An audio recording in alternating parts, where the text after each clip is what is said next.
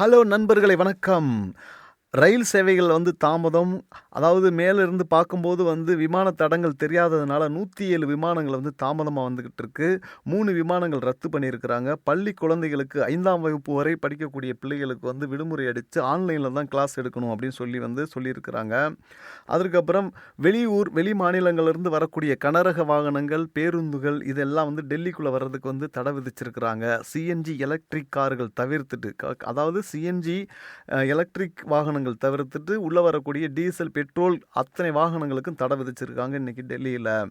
அதே மாதிரி கட்டடங்கள் இடிக்கிறது, அதுக்கப்புறம் இந்த கட்டுமான நிறுவனங்கள்லாம் செய்யக்கூடிய வேலைகள்லேயே சில கட்டுப்பாடுகள் கொண்டு வந்திருக்கிறாங்க இந்த டெல்லியுடைய நிர்வாகம். இதுக்கு என்ன காரணம் அப்படின்னா, காற்று அதிகப்படியான மாசுக்கு வந்திருக்கு. அதாவது இன்னைக்கு தரக்குறியீடு பார்த்தீங்கன்னா 1000க்கு மேலே தாண்டி இருக்கு. 400வே மோசம் அப்படின்னு சொல்லுவாங்க. 100க்கு மேலே போனாலே மோசம். இது 1000க்கு மேலே இருக்கு அப்படின்னு சொல்றதுனால இந்த விதிமுறைகளை டெல்லி அரசு கொண்டு வந்திருக்கு. மனிதனுக்கு இன்றியமையாதது ஐம்பூதங்கள் அப்படின்னு சொல்லுவாங்க. அதாவது நீர், நிலம், காற்று, ஆகாயம், தீ. இதில் காற்று தான் நமக்கு சுவாசத்தை கொடுத்து நம்மளை இதயத்தை இயக்கி நம்மளுடைய மனிதனுடைய உடல் இயக்கத்தை முழுசாக்குறதே இந்த காற்று தான். இந்த காற்றே இன்னைக்கு டெல்லியில் ஒரு அகோரமான ஒரு உத்திரதாண்டம் ஆடிக்கிட்டு இருக்குது. அதாவது குழந்தைகளாகட்டும் பெரியவர்களாகட்டும் இந்த காற்றை சுவாசிக்கக்கூடியவங்க அத்தனை பேருக்கு கண்ணெரிச்சல், அதாவது தொண்டைக்குழியில் லேசாக எரிச்சல் இருந்துக்கிட்டே இருக்குது. அதே மாதிரி அவங்களுக்கு சுவாசங்களில் நிறைய பிரச்சனைகள் நிறைய டாக்டர்ஸ் இன்னைக்கு 50% பேர் ஹாஸ்பிட்டலுக்கு வர்றாங்க அப்படின்னா இந்த காற்றுனால வர்ற வியாதிகளாலையும் தொற்றுனாலையும் மட்டும்தான் வர்றாங்க அப்படின்னு சொல்லி அங்கே இருக்கிற மருத்துவர்கள் நிறைய பேர் இதை தெரிவிச்சிருக்காங்க. நாம் சுவாசிக்கக்கூடிய காற்றுல பார்த்தீங்கன்னா ஆக்சிஜன் 21%, நைட்ரஜன் 78%, மற்ற வாயுக்களான கார்பன் டை ஆக்சைடு, ஆர்கன், ட்ரைஸ்கேஸ் இந்தமான வாயுக்கள் 1% அடங்கியிருக்கு.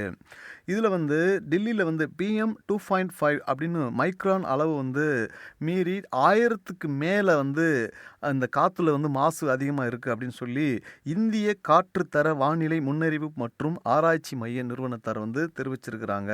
இதில் பார்த்தீங்கன்னா உலக அளவில் பார்த்தீங்கன்னா 50 லட்சத்துக்கு மேலானவங்க இந்த காற்று மாசுனால பாதிக்கப்பட்டிருக்கிறாங்க. இந்தியாவில் பார்த்தீங்கன்னா இன்னைக்கு 20 லட்சம் பேர்கிட்ட பாதிக்கப்பட்டிருக்கிறாங்க. ஒரு சராசரி மனிதன் ஒரு நாளைக்கு 50லிருந்து அதாவது 50-60 சிகரெட்டுகள் புகைத்தால் எவ்வளவு பாதிப்பு அவருடைய உடம்புக்கு வருமோ அந்த அளவுக்கு இன்னைக்கு உள்ள டெல்லியில் உள்ள காற்று மாசு அதிகமாயிட்டு அவங்க சுவாசிக்கிற அத்தனை பேருக்கும் இந்த பாதிப்பை ஏற்படுத்துது அப்படின்னு சொல்லி சுகாதாரத்துறை சொல்கிறாங்க. டெல்லியில் இருக்கக்கூடிய இந்த காற்று மாசுக்கு முக்கிய காரணமாக சொல்கிறது பார்த்திங்கன்னா, டெல்லியை சுற்றி இருக்கிற ஹரியானா மற்றும் பஞ்சாப், உத்தரப்பிரதேச மாநிலங்களில் அங்கங்கே இருக்கிற விவசாயிகள் தங்களுடைய நிலங்களில் அறுவடைக்கு பின்னால் அங்கே அதாவது அறுவடை முடிந்ததுக்கப்புறம் வயல்களில் இருக்கக்கூடிய சருகுகள், குப்பைகளை எரிக்கிறாங்க இல்லைங்களா, அந்த எரிக்கக்கூடிய குப்பைகள் அதிகப்படியாகவே இருக்குது. அதாவது டன் கணக்கில் எரிக்கிறாங்க. அந்த எரிக்கக்கூடிய புகை மூட்டம் டெல்லியை சுற்றியில் ஃபார்ம் ஆகிட்டு இந்த டெல்லியில் இருக்கிற காற்று மாசுபாட்டுக்கு முக்கிய காரணியாக அமையுது. இது சம்பந்தமாக சமூக ஆர்வலர்களும் பொதுமக்களும் சேர்ந்து கொடுத்த வழக்குகள் மட்டும் ஹரியானா நீதிமன்றத்தில் 5000ம், பஞ்சாப் நீதிமன்றத்தில் 25,000 வழக்குகள் நிலுவையில் உள்ளதா தெரிவிக்கிறாங்க. இந்த காற்று சம்பந்தமாக மாசு கட்டுப்பாட்டு ஆணையம், அதாவது டெல்லியில் உள்ள மாசு கட்டுப்பாட்டு ஆணையம் இந்த காற்றுல 1000க்கு மேலே தரக்குறியீடு ஆயிடுச்சு.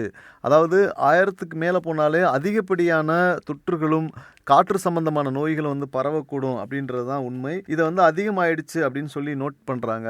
இது தடுக்கிறதுக்கு மாஸ்க் இந்த மாதிரி விஷயங்கள் பொதுமக்கள் பயன்படுத்தினால் கூட அதையும் தாண்டி இதோடைய தொற்று விகிதம் அதிகமாகவே ஆயிட்டு இருக்குது. இப்போ டெல்லியில் உள்ள இந்த காற்று மாசு அப்படியே படிப்படியாக பரவி சுற்றி உள்ள மாநிலங்களையும் மாவட்டங்களையும் பாதிக்கக்கூடும் அப்படின்னு சொல்லி இந்திய வானிலை மைய ஆராய்ச்சியாளர்கள் தெரிவிக்கிறாங்க.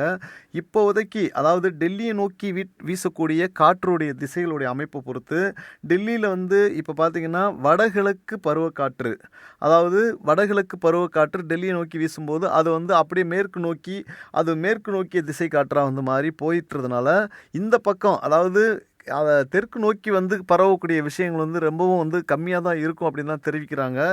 மனிதனுக்கு அத்தியாவசியமான, அதாவது ஒரு மனிதனுக்கு அத்தியாவசியமான காற்றே இவ்வளோ பாதிப்பு உள்ளாகும் போது ரொம்ப யோசிக்கக்கூடிய விஷயந்தான். டெல்லி மக்கள் இதனால் ரொம்ப பாதிக்கப்படும் போது, அதாவது நமக்கே இதை பார்க்கும்போது இந்த செய்தியில் சின்ன குழந்தைகள்லாம் தொற்றுனால் பாதிக்கப்பட்டு, அதாவது காற்று சம்பந்தமான நோய்கள், அதாவது தொண்டையில் வலி, கண் எரிச்சல், அதே மாதிரி மூச்சு விடுறதுல சிரமம் இந்த மாதிரியான நோய்க்கு பாதிக்கப்பட்டிருக்காங்க. அவங்களுக்கு வந்து நல்லபடியாக அந்த காற்று வந்து சுத்தமாயிட்டு நல்ல ஒரு வாழ்க்கை கிடைக்கணும்னு வேண்டிக்கிருவோம். நன்றி நண்பர்களே. அடுத்தது ஒரு சந்திப்பில் சந்திப்போம். நன்றி.